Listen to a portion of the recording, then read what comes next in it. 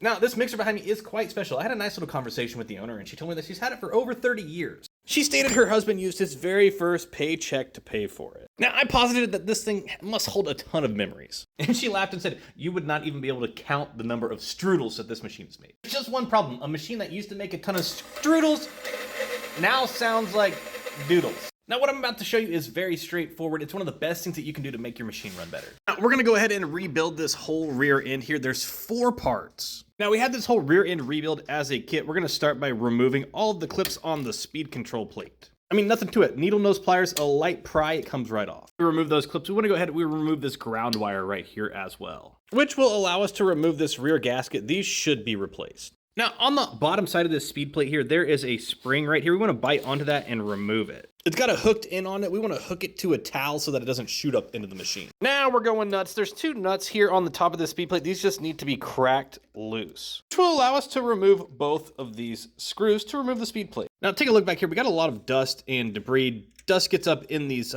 weights right here, as well as there's just like a lot of corrosion on this plate, especially on the electrical contacts. What can you expect? They did their job for 30 years. Now it's just time for a little tender love and care. All right, needle nose pliers through the governor. We give that a little pop just to remove that. Oh yeah, take a look. This guy spins nice and free, but this one, it kind of gets bound up right there. There we go. I mean, look, you could tell there's a bunch of gunk up in there. Now this little part right here, it's called the governor, and it's essential for regulating the speeds. This little pin right here, it reminds me of myself. It's called a stud. Or was it a dud? All right, this right here is called the phase board. I want the screw that holds it into place, so I'm gonna go ahead and remove that. Followed by these 2 nuts that hold this bearing bracket in place. Now we need to go ahead and put this thing all the way into top speed so that we can start to remove this bearing bracket here.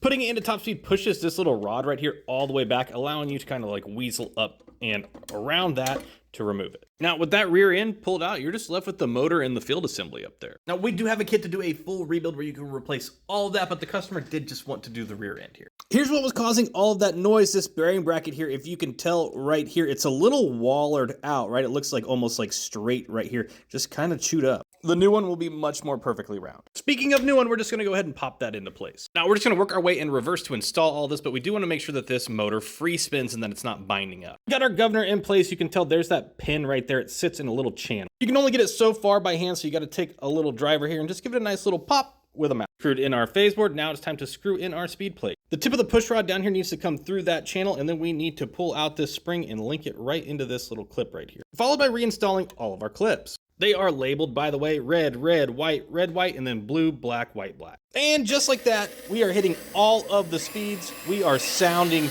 great. Replacing that rear end goes a long ways to perking up your machine.